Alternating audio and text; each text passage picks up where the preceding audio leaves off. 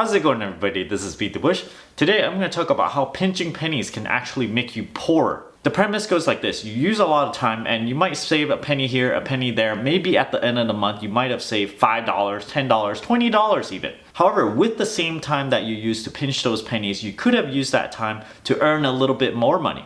Now this is sort of vague. I want to take one particular example and examine this just so that you can see what I mean. I watched one of the episodes of Extreme Cheapskates, and yes, I did watch this series, and some of them actually made a little bit of sense, yes, like eating fish heads. I won't go and buy a whole bunch of fish heads, but if I buy a fish, I would eat the whole thing. However, there was this one woman that refused to flush the toilet, and instead she pees in a jar instead and just kind of uses it to fertilize her plants. I guess you can do this. For most people, this is kind of gross to put your urine in your yard. So to me, I wanted to calculate exactly how much she exactly saved. I looked at my water bill, and every single 780 gallons, they charge you about $4. This equates to every single gallon is about half a cent. One flush is about 2 gallons. In other words, every single time you flush once, it's 1 penny.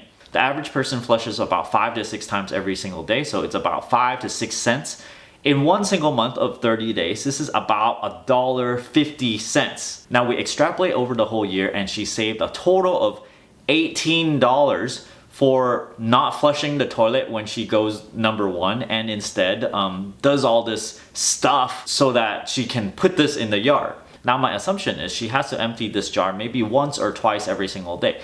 And now let's assume it takes her, let's say, 2 or 3 minutes to do. Let's say she does it really quickly, she's very efficient at it. So she takes this jar, runs outside, pours it out, comes back in, all done, okay? Now this 3 minutes of work saved her 5 cents. If she continuously does this and adds up all the time together, it would take 1 hour to save her $1 whole. Extrapolating this, you have to think about if she keeps on continuously doing this to save $1. Let's say she does this for 8 hours continuously every single day. She takes a jar full of urine and take it out from the bathroom and empties it out in the yard, and it takes 3 minutes from the bathroom to the yard to come back.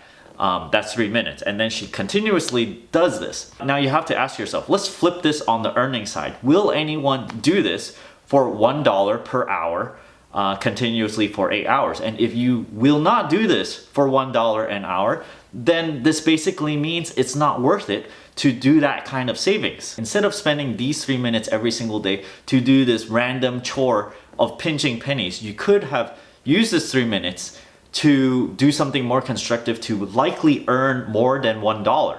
Now on the other hand, if your toilet is leaking half a gallon every single minute, this adds up really quickly because it does this every single minute of every single hour continuously for a whole month. So by the time you add up all the water that you wasted, it's going to add up to a significant amount. So fixing the toilet is a whole different issue than flushing your toilet once or even 5 times a day.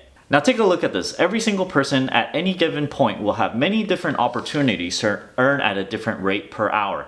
This is per unit time used. Some of the unit time used, you're going to get a lot more money than some of the unit time that you're going to get in other endeavors. This stuff right here is likely what you would earn if you were to collect a whole bunch of cans and do the recycling, because it's not much for the amount of time that you put in. These things over here is likely the amount of money that you work at your day job, where every single hour you're going to get paid a lot more than if you're trying to save on recycling cans. This not flushing the toilet business and a lot of different kind of penny pinching schemes out there, it's going to save you on the order of these tiny little things over here. Now all of these are single units of time.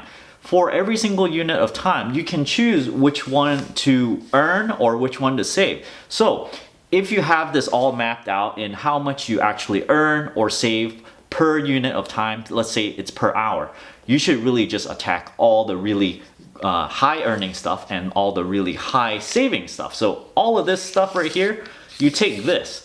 All of the little penny pinching stuff or the other stuff that earns you very little, you just forget about those because you don't have enough time to deal with that. You just focus all your time, which is limited, by the way. So you only have, let's say, 4 or 5 of these options to choose from. So you would want to choose the stuff that makes the most. the stuff that saves the most. I hope this was enlightening for you as it is for me, because if you break down things into how much you actually earn per hour for very simple tasks, even simple as taking a jar out to the yard because you think you're gonna save a little bit on water. Don't forget to give me a like on this video, comment down below. Let me know if you're guilty of pinching pennies and saving on things that are really insignificant. If you're interested in supporting my channel, don't forget to check out my Audible link down in the video description below, where you can get a free audiobook. And if you don't like this audiobook, you can cancel it before the subscription expires, and then you can still keep the audiobook and help benefit this channel as well. If you're interested in supporting my channel directly, I have a Patreon over here where I give various perks at various contribution levels. And as always, don't forget to subscribe to my channel over here and click that bell icon next to that subscribe button so that you get a notification whenever I upload a brand new video.